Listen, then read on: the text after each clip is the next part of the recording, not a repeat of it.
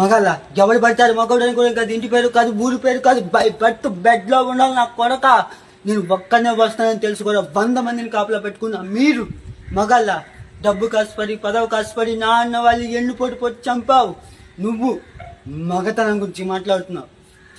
Guns body guards లేకుండా ఎవరిని ఈక్క కూడా పెరిగలేవు. ఎలా చెప్పుకుంటారా మీరు మగాళ్ళని?